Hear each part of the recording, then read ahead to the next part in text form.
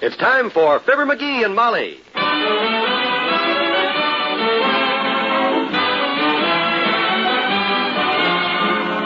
Every night, Monday through Friday, NBC brings you the Fibber McGee and Molly program, transcribed, written by Phil Leslie and directed by Max Hutto.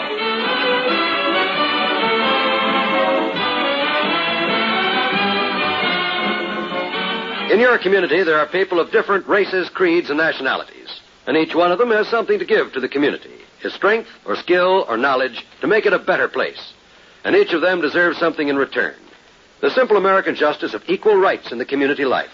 A good place to live, a good job, a good school. When you let racial or religious prejudice influence your community life, it's yourself that you're cheating. It's your country's good name you're tampering with. Let's read the old saying this way. It takes all kinds of people to make a community or a nation strong.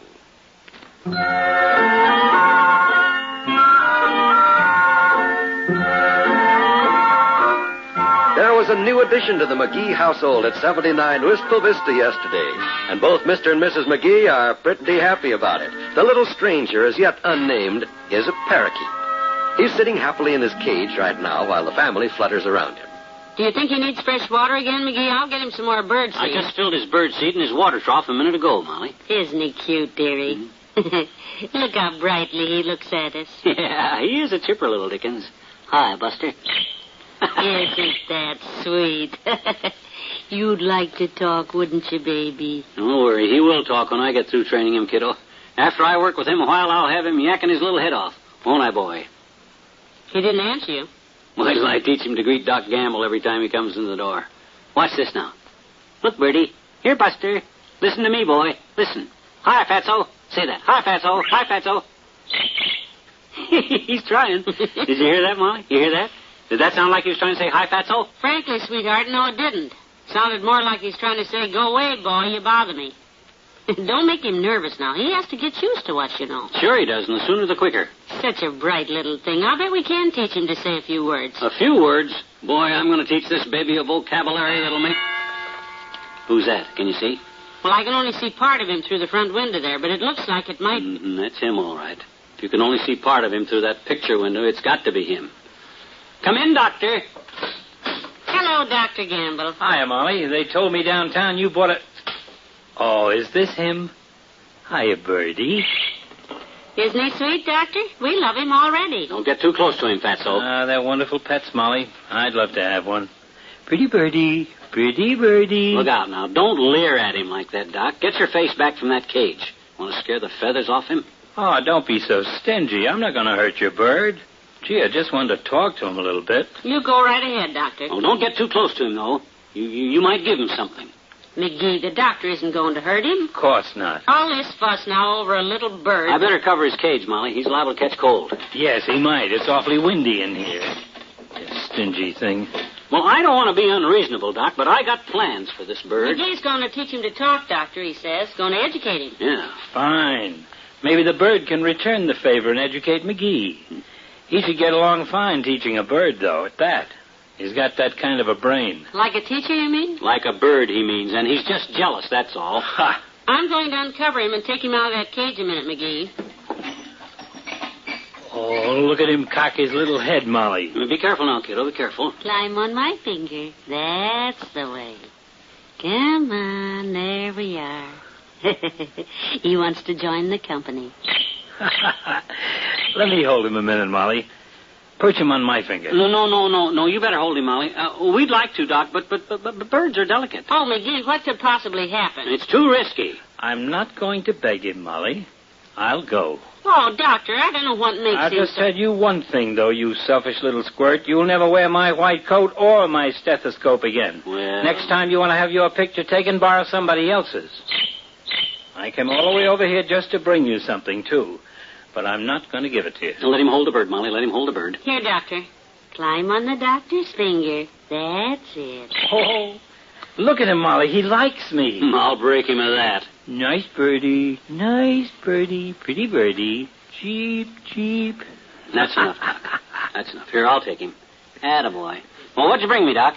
You said you brought me something. I did. Made a special trip over here. Here it is. Yeah, well, what is it? Your August bill. Good day, Molly. Why, of all... I'll walk to the door with you, Doctor. I want to see if there's any mail anyway. If that ain't the dirtiest. So long, pigeon. He's not a pigeon. He's a parakeet. Oh, wonder if he meant me. Well, you see how it is with him, Buster. You gotta keep on your toes every minute. Now listen closely. I want you to learn this, Buster. Get lost, Fatso. Go fry a pig. Get lost, Fatso. Go fry a pig. Can you say that? Can't, huh? Well, we'll just have to keep at it.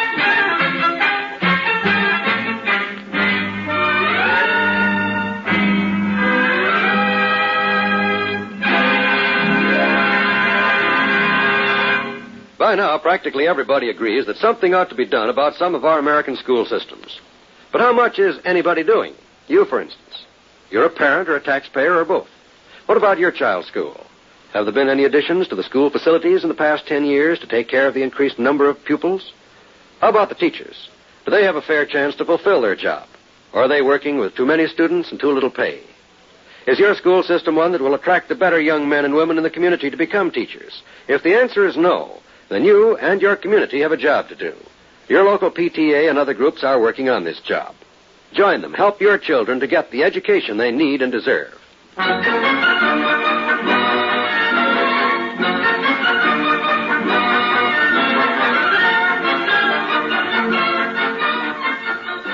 Come on now, Buster. We'll try a hard one. Say, Peter Piper picked a pepper pepper.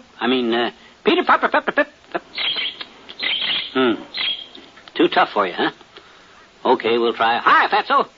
Yeah, come on. Oh, McGee, look who I found out in front. Passing by. Cora Burns from the malt shop. Hello, Mr. McGee. Oh, hi, Cora. I was telling Cora about our bird, Oh, that's a parakeet, all right, Mrs. McGee. Yes, that's one. We knew that, Cora. We figured I it. raised them, you know, for a hobby, of course. She raises them. Yes, she raises them, dearie. I thought she might give us some hints. Oh, swell. You raise them, huh? Now, the first thing you have to do with teaching a parakeet to talk is you teach him to say his name first, you see. His name. Like if his name is Joe, you teach him to say Joe. Yeah. Joe. Or if his name is Bessie, you teach him to say Bessie. Mm-hmm. And if his name is like Montmorency, you change it to Joe. See? Yeah, I think we understand that. Teach him his name. That's in case he gets lost, huh? Well, now, I never thought of it that way. But I guess it is.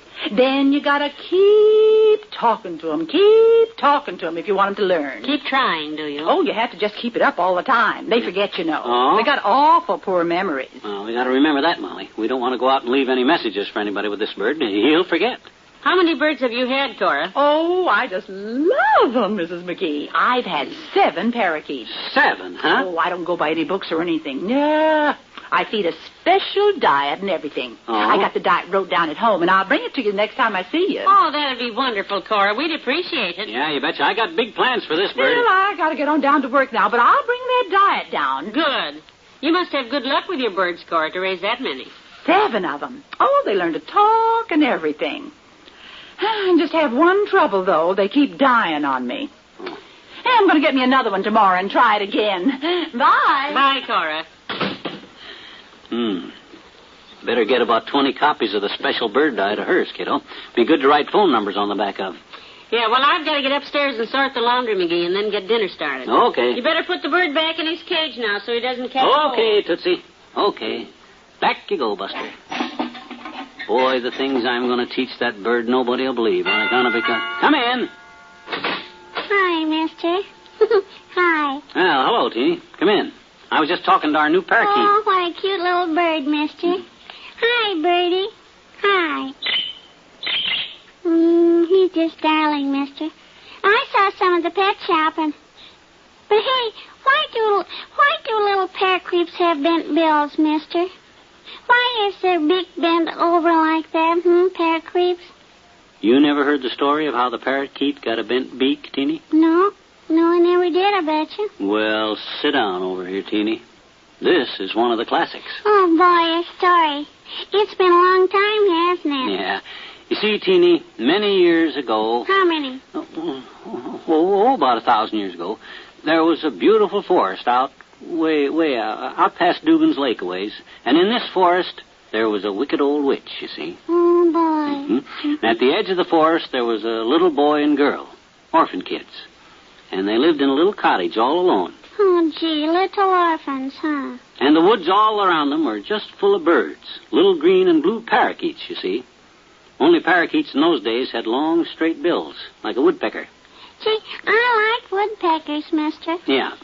Well, these little parakeets had long, straight bills and no voice. They couldn't sing like other birds, and the little kids were sorry for them, and they fed them. And the parakeets just worshipped those little kids. That's wonderful. Well, sir, the wicked old witch hated the little kids, being a witch, of course, and she put out the word that she was out to get them. And the poor little kids had to run for their lives. The nasty old thing. It was a bright, starry night when they started running through the woods, and the wicked old witch was right on their heels. But the whole sky helped them out. Oh, boy. The moon pulled a cloud blanket clear up over her face. All the little stars held their breath and turned out their light. And the world went dark, and the little kids hid.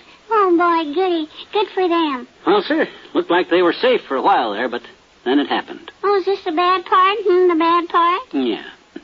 Way up there in the sky, one little shooting star that had held his breath too long had to let go with a whoosh, and the whole big forest lit up. And there, under a great big juniper tree, the wicked old witch found the two little kids. Oh, the poor little kids. She raised her wand and commanded the tree to fall on the kids, and it looked like they were goners. But a little parakeet saw it and came rushing to the rescue. Oh, gee. Well, what could he do, mister? A little bitty bird. He couldn't... Well, sir, he rammed his little beak against that tree and flapped his little wings, and his beak started to bend. So he puffed out his little chest and he hollered, "Help, fellas, help!" I thought he couldn't talk, mister. No voice, you said that. Sis, anything you want to do badly enough, if it's good, you can do it. So he hollered, "Help!" And from all over the forest, the little parakeets came zooming in by the thousands. They rammed their little beaks against that tree and held it till the children got clear. And then they let it drop on the wicked old witch. Oh, boy. I'm glad, mister. You know I'm really glad. And that's why from that day to this, Teeny, the parakeet has a bent beak from holding that tree up, has a voice to help his friends in trouble, and a place in the hearts of little boys and girls all over the world. You like that story? That was a wonderful story, I bet you. I liked it. Thank you very much.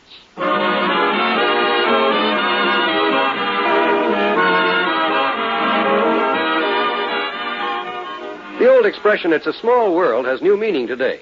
In fact, in some ways, the world is too small for comfort. With modern long-range aviation, enemy planes bent on attack could reach the United States in a matter of hours. Of course, our government has taken steps to protect us against unexpected attack with an extensive radar screen to detect the approach of planes.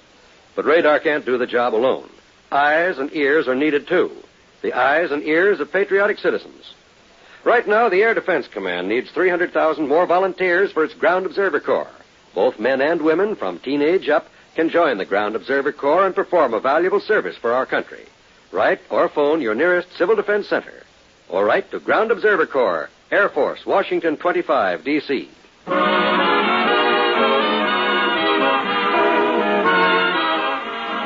Say, Molly, what day is this? Today, Thursday, isn't it?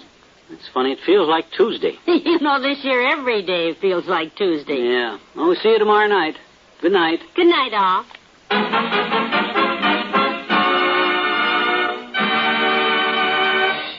NBC has brought you the Fibber McGee and Molly program, transcribed with Arthur Q. Bryan as Doc Campbell and Elvia Allman as Cora. The part of Teeny is played by Teeny. This is John Wald inviting you to be with us again tomorrow night for another visit with Fibber McGee and Molly.